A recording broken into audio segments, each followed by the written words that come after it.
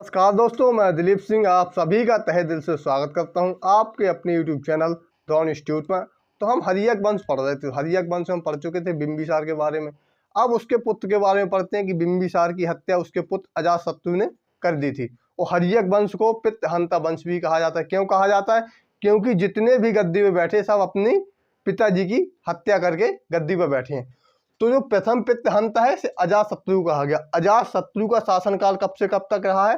तो 492 बीसी से लेकर 460 बीसी तक अजातशत्रु का शासनकाल रहा है।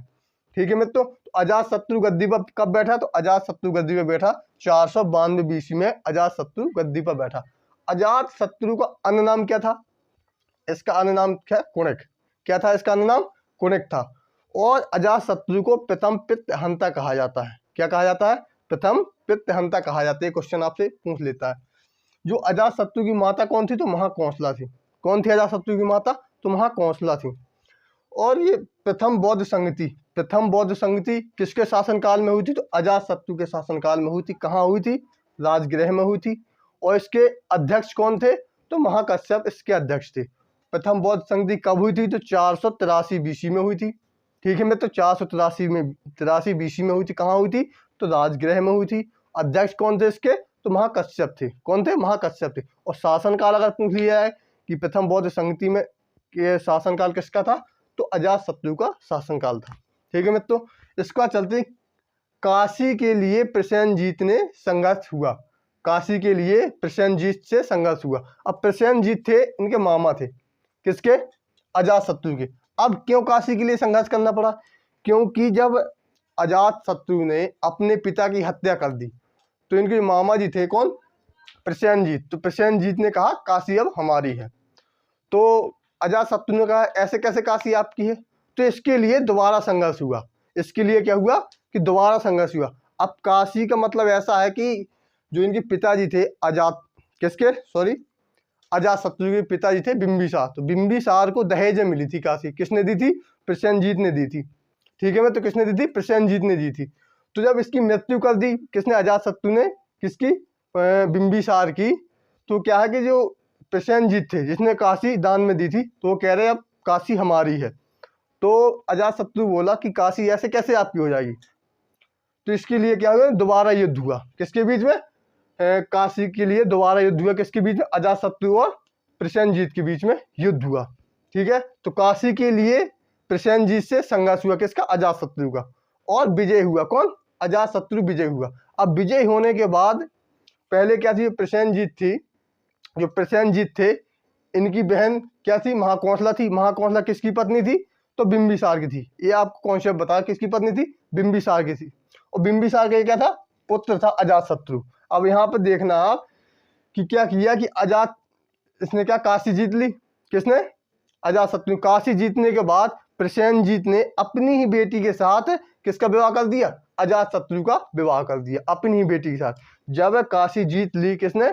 अजातशत्रु ने, तो विवाह कर दिया अपनी पुत्री का। मतलब जो अजातशत्रु है इसने अपनी मामा की लड़की से ही क्या की? शादी कर ली। ठीक है मित्र, क्या की? मामा की लड़की से शादी कर ली। इसको एक बार और पढ़ दें कि काशी के लिए प्रसेनजीत से संघर्ष हुआ और एवं विजय हुआ। कौन विजय हुआ?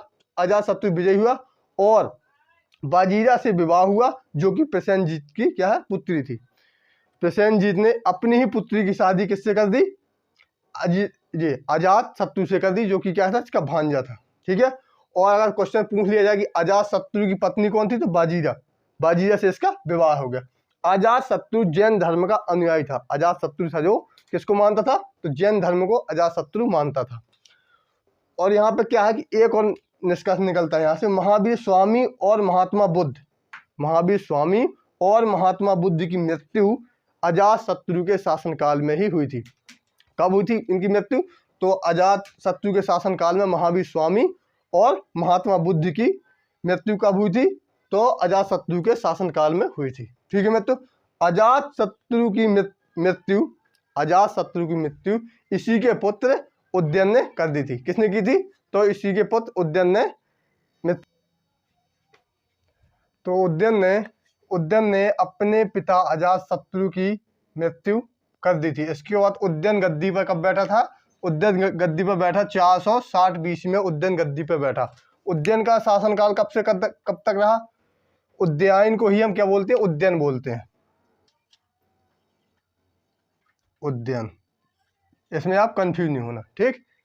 उदयन को क्या बोलते हैं? हम उदयन बोलते हैं। तो उदयन गद्दी पर कब बैठा? तो 460 बीसी में गद्दी पर बैठा।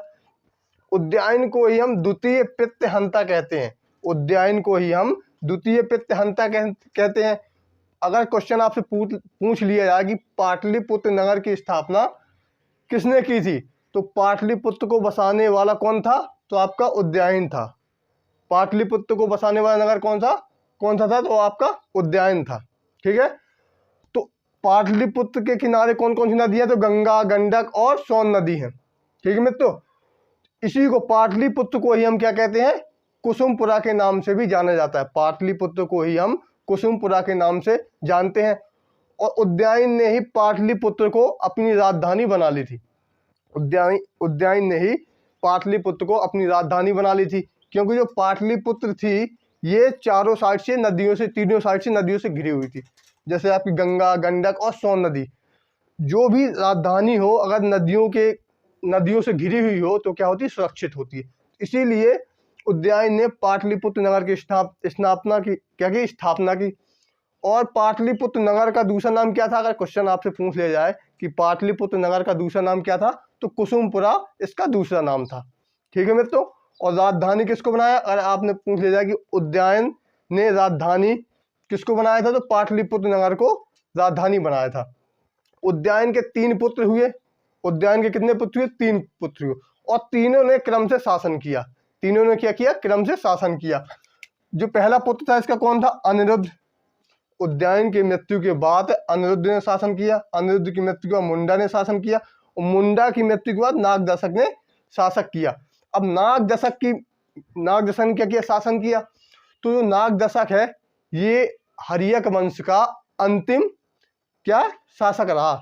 जो नागदशक है आपका ये हर्यक वंश का अंतिम शासक रहा है।